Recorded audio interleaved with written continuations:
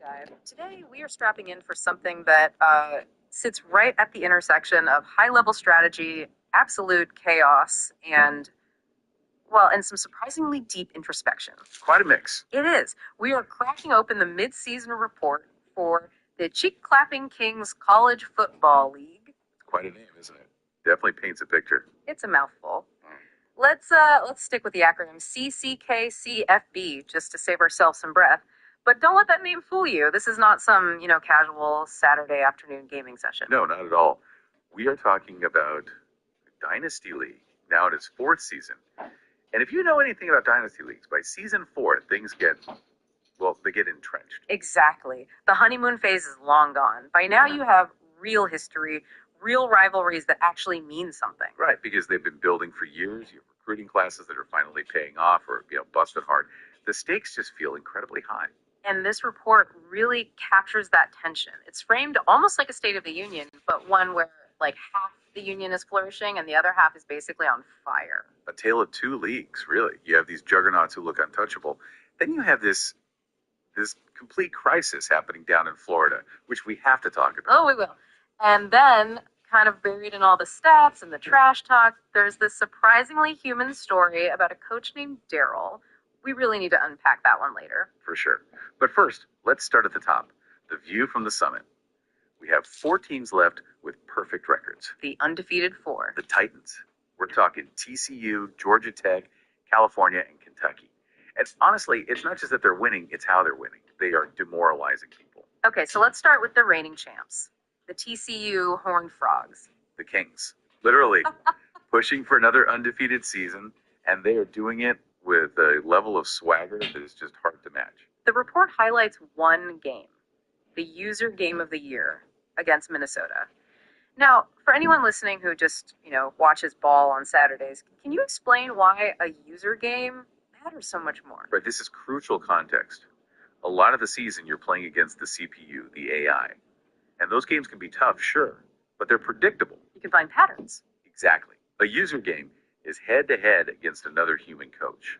It's a chess match. It's where the real skill gap gets exposed. It's the difference between hitting a heavy bag and stepping in the ring with someone who actually hits back. Perfectly put. And Minnesota is no slouch. But TCU went into their house, an away game, and put up a 31-14 victory. That scoreline feels like a statement. A massive statement. And the report notes the score was more lopsided than the final indicated. That tells me TCU was in such control, they probably called off the dogs in the 4th. Wow. The psychological dominance is huge. They basically told the league, we are still the bosses until you prove otherwise. They're holding the crown with both hands. But, okay, let's look at the challengers. 2 other undefeateds in the Big 12, Georgia Tech and California. Yeah, the Big 12 is fascinating. You've got Georgia Tech, the reigning runner-ups. They have that massive chip on their shoulder. They've been to the top, but they haven't planted the flag yet. And then Cal. I love this description in the report. Always plucky, but never lucky. It really sounds like a sports movie tagline, doesn't it? The team that always plays hard, but just catches the bad bounce. It does. But it looks like their luck has turned this year. Or they're just making their own. Well, their schedule is certainly helping. Right. This is where you have to compare the roads ahead for these 2 teams. Cal has a much clearer path. Okay. They get to host Clemson at home. And home field advantage in a league this competitive is gold. Right. And Georgia Tech's schedule, I'm looking at it here, and yikes. Yikes is the technical term. It's brutal. They've got road tests at Missouri and at Georgia. Those are hostile environments against elite rosters. Extremely. To get through that unscathed requires a level of focus that is just so hard to maintain. One slip up and the perfect season is gone. But, and here's where it gets really spicy, the report suggests if they both survive... We are looking at a collision course in Dallas for the Big 12 championship. An absolute massive showdown. 2 undefeated teams clashing. You can't write a better script. I am already hoping for that one.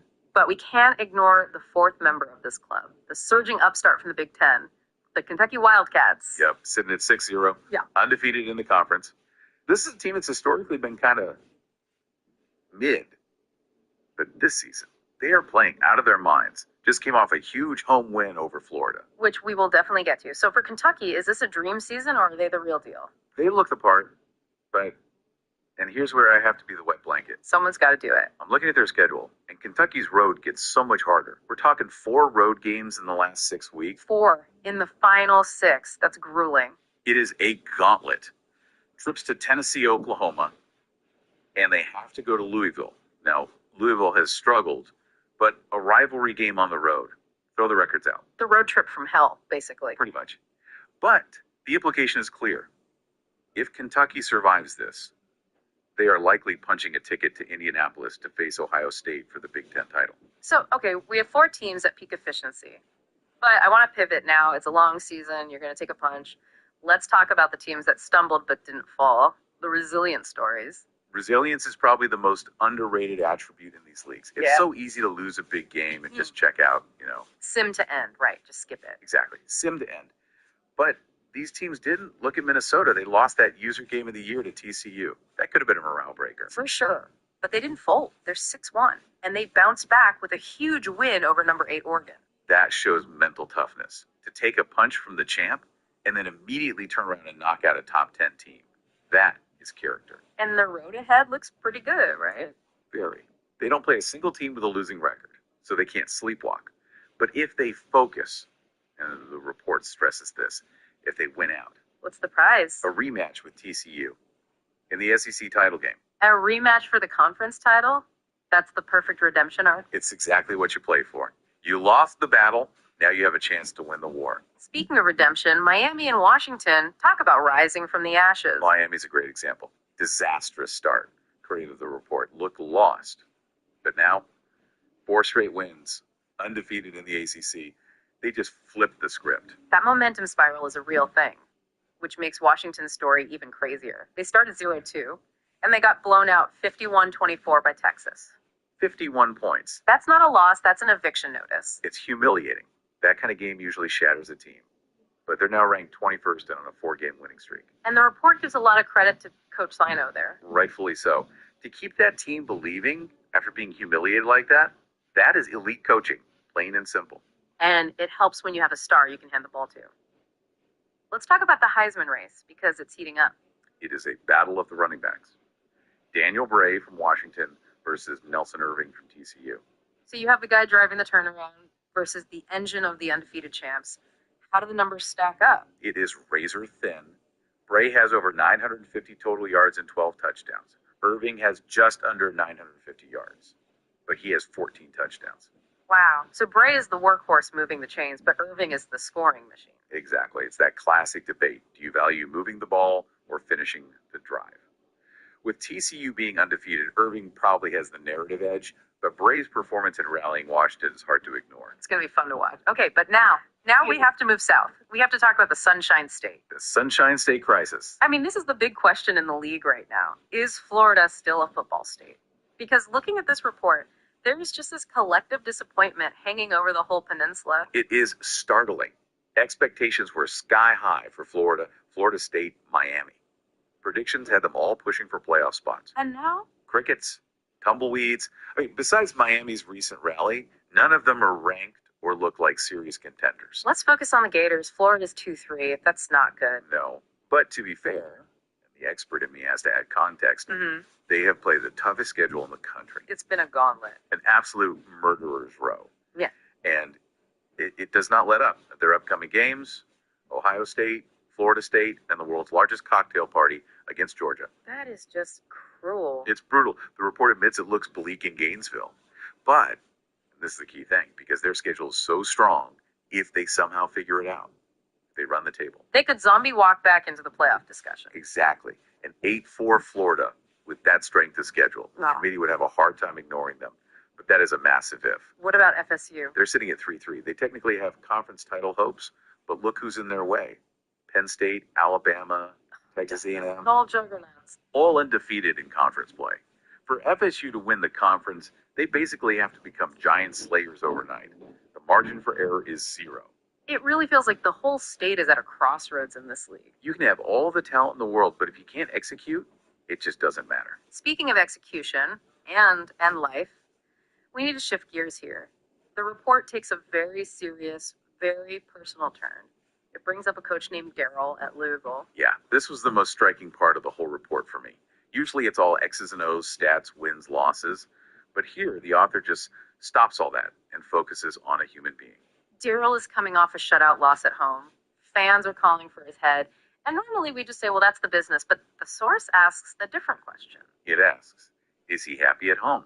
And that just hits hard. It pivots from why is his defense failing to is his life okay? It does. It speculates on whether his personal relationships are adding to or subtracting from his coaching.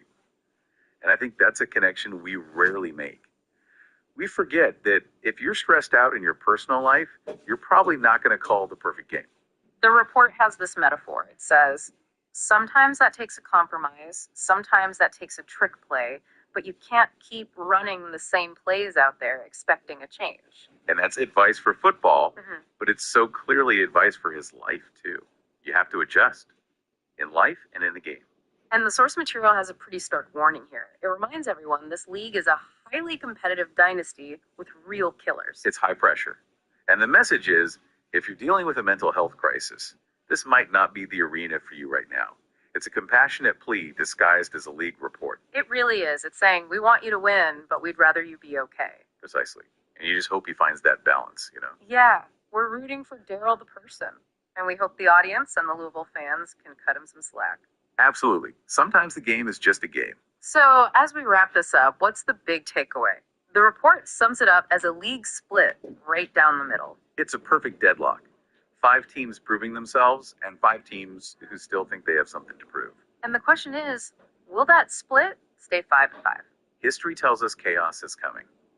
The second half of the season is where the pressure really cracks people. It always is. Okay, before we go, we have the producer's pick.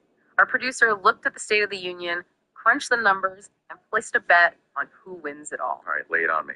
Who are they backing? They are riding with the reigning champs. The pick is TCU. It's the safe bet, but it's the smart bet. The reasoning is solid. They won the user game of the year. They're already primed for the top rank. The logic is simple. Until someone actually knocks them off, they are the kings. Can't argue with that. To be the man, you got to beat the man. And right now, nobody has beaten the man. Exactly. So for all of you out there, keep your eyes on Fort Worth, but also, keep an eye on those plucky Golden Bears. You never know. And spare a thought for the coaches on the hot seat. Always. I want to leave you with one final thought from the source. It's a bit philosophical, but I think it fits everything we've talked about today. What is it? Past performance does not guarantee future success, but it also doesn't give us any reason to believe things will change. Oof. That is ominously accurate. Right. Something to chew on. Keep a good balance of play calls, and in life, everyone. Have fun. Good luck. We'll catch you on the next deep dive.